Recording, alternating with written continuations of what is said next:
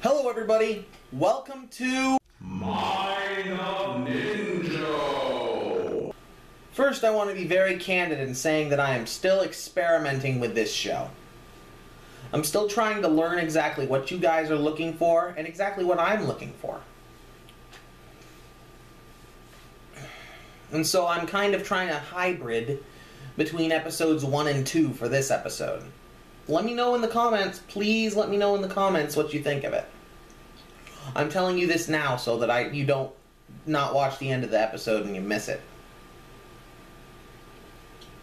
Anyways, for the third episode, I thought we would talk about the Kremlings and their role to play in DK64 Returns.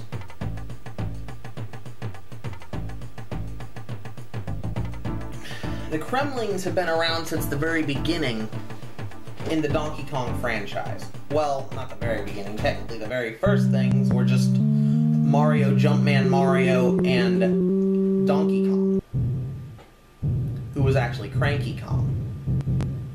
But that's another story for another Let's Play or another time. Anyways, let's start from the beginning in Donkey Kong Country 1. Why were the Kremlings on DK Isles? They clearly were not native.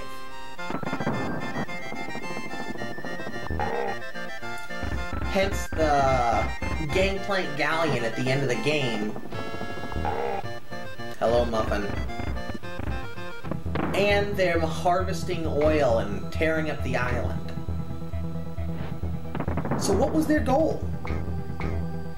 Their goal was to take over DK Isles.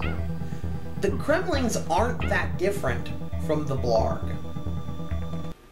Their own home was hazardous. What little of it was livable, they had themselves ruined through industrialization attempts. And they needed a new home. So they decided that they were going to steal all of the Kong's bananas so that they could drive the most deadly predators, or the most deadly rivals, off of DK Isles so they could have a new home where they could live. All the success that got them. Get out of the way! All the success that got them, as DK and Diddy Kong, I guess DK and DK, or DK and DDK, drove King K. Rool and the other Kremlings from the island for a long time. But K. Rool, at the time, I'm going to give him the benefit of the doubt and say he was still looking out for his people, thought of another tactic. Divide and conquer. Capture the most imposing of the Kongs, and the other Kongs will be able to be subdued. But after capturing Donkey Kong, he was followed back to Crocodile Isle, his homeland, by Diddy and his cousin Dixie Kong. This is the plot of Donkey Kong Country 2. Spoiler alerts abound. Eventually, Diddy and Dixie make their way to the top of Crocodile Isle and save Donkey Kong.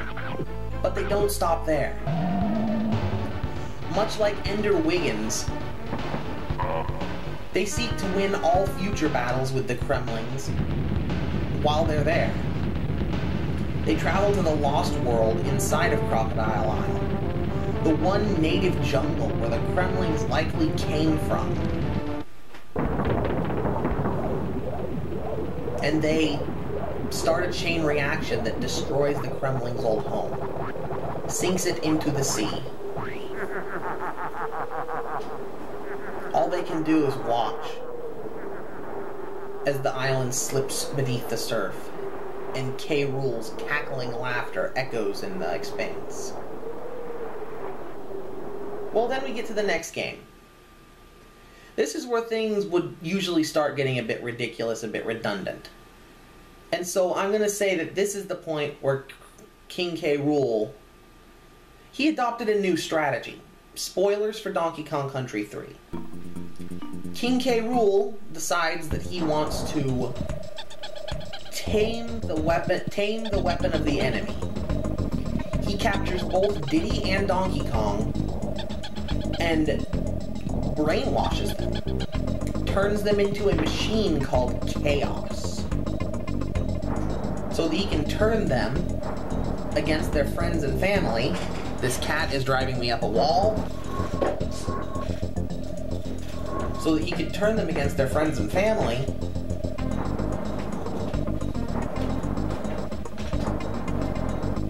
So that he can turn them against their friends and family. And at last claim the DK Islands for himself. Spoiler alert, he fails. Again. After watching his home slip beneath the surf, K. Rool's not stable-minded anymore. He's still the leader of the Kremlings and definitely the smartest of the Kremlings. At least canonically. But now, at the time of DK64, he doesn't care about finding his people a new home anymore. He builds the Mechanic Rock. The Mechanic Rock is a giant metallic barge housing a death laser. He doesn't care about finding his people a new home anymore. He's gonna get as close to DK Isles as he can and fire the ray gun, turning it into smoldering ash. Give their home the same fate that his home received several years before. But he knows that the Kongs will be difficult, nigh impossible to stop. And so he has his minions capture not just one or two of the Kongs, but all of the able-bodied Kongs besides DK himself. Then, he distracts Donkey Kong by stealing his precious hoard of golden bananas. If his friends and family won't keep him occupied, then his food source will. But again, K. Rool's plan falls flat. As one of the inventors who was brought on to help build the ray gun turns Maverick and ends up helping the Kongs by sabotaging the blaster, the ray gun. Why am I telling you all this? To tell you that, believe it or not, Donkey Kong and King K. Rool aren't that different. And you learn this in Donkey Kong Country Returns. In Donkey Kong Country Returns, the game does not take place on the original DK Isles. The original DK Isles is in the shape of a monkey's head. The new one is not. Not even a little bit. And it has a volcano on it. Something that was not near the original DK Isles. In fact, there isn't a single lava level in the series until Donkey Kong Country 2. And there aren't any in Donkey Kong Country 3 either.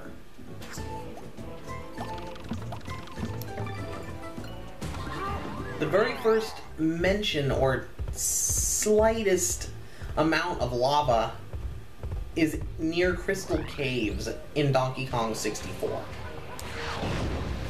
So the fact that there's a massive volcano that has several worlds allocated to it in Donkey Kong Country Returns really doesn't make any sense until you realize the Kongs abandoned the original DK Isles.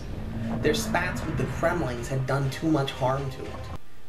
Kremkroc Industries Incorporated had caused too much pollution to spill in the air. The Kremlings, the survivors of Crocodile Isle flocking through the sea to DK Isles, creatures like Lockjaw, had caused the island to be nigh unlivable. so the Kongs abandoned it. They founded the new DK Isles, the ones that we see in Donkey Kong Country Returns. But, believe it or not, whether he meant to or not has been seen, has yet to be seen. Donkey Kong stole that island from its original inhabitants, the Tiki Idols. Tiki Tong and his musical brothers and sisters. Now, in the games, they're just presented to us as, oh, hey, it is another bad guy. We should destroy the bad guy so that they don't destroy us. Ooh, bananas, yay. I think it's deeper than that. You see, at parts of the game, the Tikis using the bananas to create the life force that powers new Tikis. DK was starving them out by consuming so much of their food supply. I can't speak on the second game, Tropical Freeze, because I still don't yet have a Wii.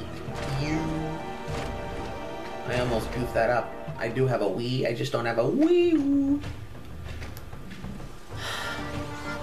So that's the untold story of Donkey Kong and K. Rool. So let's get to the new game. What role the Kremlings will play. Well, there's no reason to think that the Mechanic Rock would ever leave the shores of the original DK Isles. In fact, it would likely rust and start collapsing into the surf just offshore of the island, causing even more pollution and damage to DK Isles. Oddly enough, the Kongs leaving their ravaged island behind for a new home would have given the Kremlings their original wish of a new home, but one that was once again, like their original home, polluted and hazardous to the point of being nearly unsurvivable. They likely would have stayed in the crumbling ruins of the Mechanic Rock. There would have been some crazy enough like K. Rool at that point to try and make a home inside the borders of DK Isles. But to the actual point. The role of the Kremlings in DK64 Returns is not as the villains. They're the objective. The Kongs cannot use their original home anymore for anything.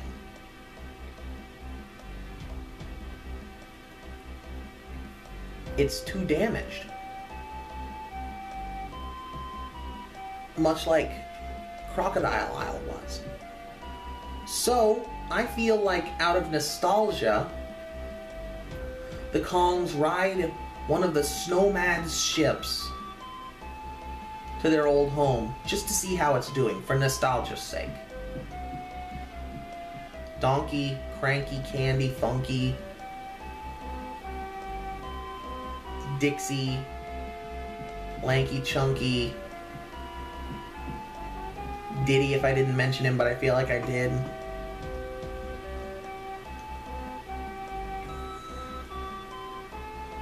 Just want to see how the old island fares, and maybe recover some of the crystal coconuts that they didn't bring with them.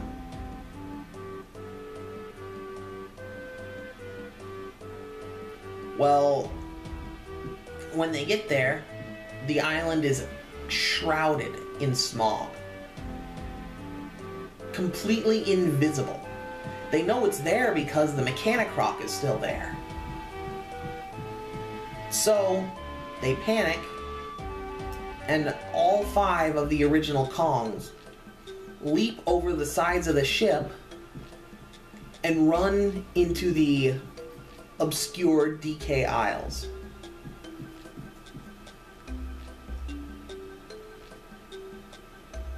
None of them come out, leaving only Cranky, Candy, and Funky on the ship. We've already established that at this point, Cranky would be succumbing to his age at long last, as Donkey Kong 64 was the very first game in Rareware's history to establish character mortality.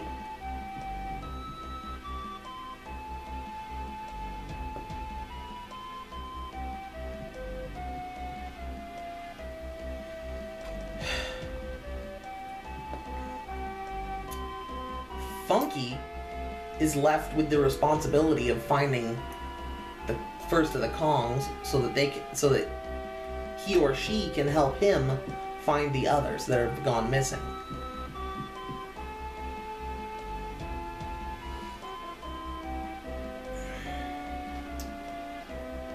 But he can't go into the island himself yet, or else he'll be lost just like the others. Being less likely to jump into the fray quickly, Cranky informs him of this, and instead they go to the Mechanic Rock, apprehensive and scared out of their minds.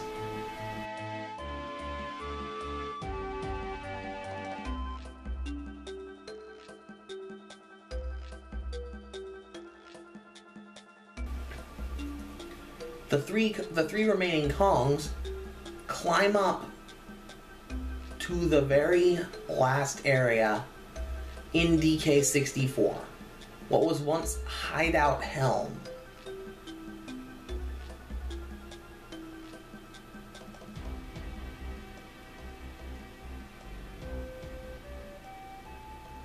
Now the Greenscale Ghetto.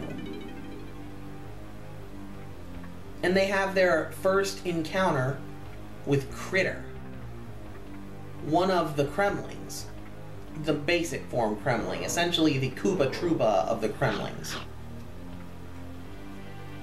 Critter informs them. The Critter says that he doesn't want to fight, that they don't want to fight the Kongs anymore. That the Kongs won a long time ago, and that he doesn't want to have anything to do with them. Candy being there asks why. He informs them of their history and what it meant to the Kremlings. The destruction of their home. Them being stranded on an inorganic metal barge. Leaderless. Scattered. Ruined.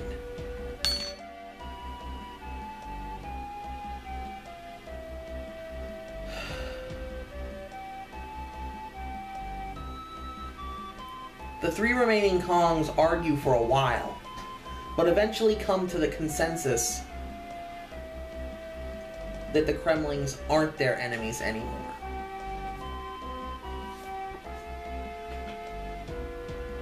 And by talking to a few of the Kremlings in Hideout Helm, you learn that they've constructed a fan, a giant fan, on the once smokestack of the Mechanic Rock.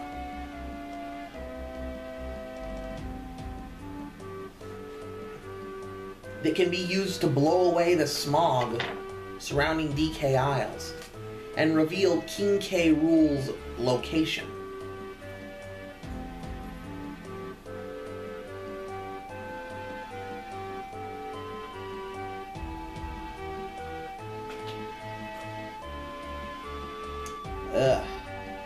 The reason it's taking me so long to say this is because it's only semi-scripted.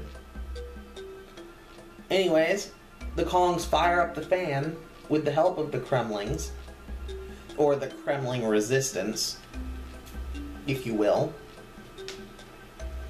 and it blows some of the outer fog away from the old DK Isles. Just some. The fan whirs, starts up, and then almost instantly stops. The only world that's been exposed was one that was once floating in the sky around DK Isles, but has come crashing to the ground. To the one-time fungi forest. Next time, we're going to start talking about that level, and I'm going to take you through the game one world at a time. Until then, Stay away. and stay enlightened.